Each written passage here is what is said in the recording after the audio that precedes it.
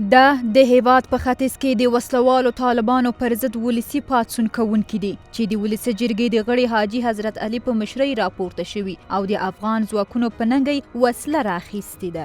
دا دی چې افغانستان ملت مسلمان ملت که واقعا غاړې مسلمانم افغانم استا افغانستان ملت ته مستقیما دا څو کاله چې زموږ افغانان وژل شوي اوس هم وژني پاکستان پاود دی ځان بسیج کړي.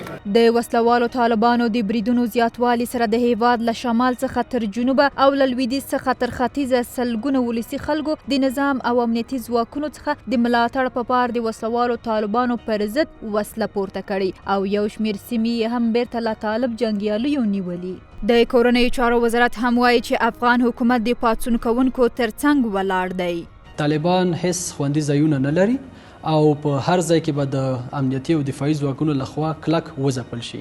د هېواد ویاړلي امنیتي او دفاعي ځواکونه په ټول قوت سره د خپلې پاکې خاورې او خپلو خلکو څخه په میړانه دفاع کوي او هیڅ چاته اجازه نه ورکوي چې خپلې تورې چټلې منګلې په دغه هېواد کې بیا خښې کړي. د ملي دفاع وزارت وایي چې په بیلابیلو ولایتونو او سیمو کې خلکو د امنیتي ځواکونو په ملاتړ وسله راخیستې. د ملي دفاع وزارت وزیر بسم الله محمدي ډاډ ورکوي چې د پاڅون کوونکو هر اړخیز ملاتړ به کوي او د جګړې اړوند ټول تجهیزات به ورته رسوي. ولسمشرۍ ماڼۍ وایي وسلوال طالبان نور د خلکو په منځ کې ځای نه لري او د دوی پر وړاندې د خلکو پاڅون بې ساری دی. د ولسمشرۍ ماڼۍ د عامه اړیکو او ارتباطاتو د دفتر مشر وایي وسلوال طالبان چې هر سیمه کې خوځښت رامنځته کړي ولسي خلک پر وړاندې درېدنه کوي.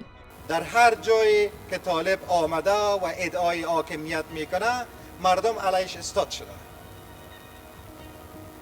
این واقعیت از یاد نبرین که طالب دیروز اگر ادعا داشت که جنگش با حکومت افغانستان و نیروهای امنیتی افغانستان است امروز طالبان عملا در صحنه با مردم افغانستان مواجه شدند و این جنگ علیه مردم افغانستان طالب بردنی نیست. د چارو یو شمېر کارپوهان او د ولسي جرګې غړي هم د نظام او افغان امنیتي ځواکونو څخه د ولسي خلکو ملاتړ د حکومت د حقانیت ثبوت یادوي. دوی وایي دا وطن تل زړور امنیتي ځواکونو او افغان ولس ساتلی او د وسلوالو طالبانو تازه بریدونه هم به د خلکو او پاڅونوالو په هماهنګۍ تس نس نشي. د سنگرونو اوس چریکي جنگونه نه دي جناب رئیس صاحب جبهي جنگونه دي. راځئ چې ولسونه راجیګ کو طالب به څومره ولسو وژني راځئ د امنیتي سکتور او د طالب ترمنځ ولس واچو. دا سوله نه په قطر راځي دا سوله نه په ترکیه راځي دا چې خپل افغانان سوله را نه وړي. راځئ دلته قوي قومونه اوسیږي که هزاره دی که ازبک دی که تاجک دی که پښتون دی که پشهی دی د ټولو قومونو نه خلک راټول کو. په ټولنیزو رسنیو کې هم د افغان امنیتي ځواکونو او ولسي پاڅونوالو د ملاتړ په پار ستر کمپاین پیل شوی او ګڼ شمېر خلکو پرې لیکنې کړي دي.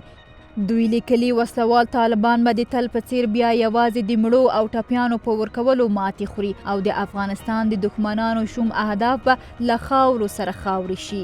د طالبانو بریدونه په داسې مهال تر بل هر وخت زیات شوي چې پرون یو پاکستاني چارواکي ویلي طالبان د اسلام آباد د ګټو او دفاع لپاره جنګیږي چې باید ترې مننه وشي.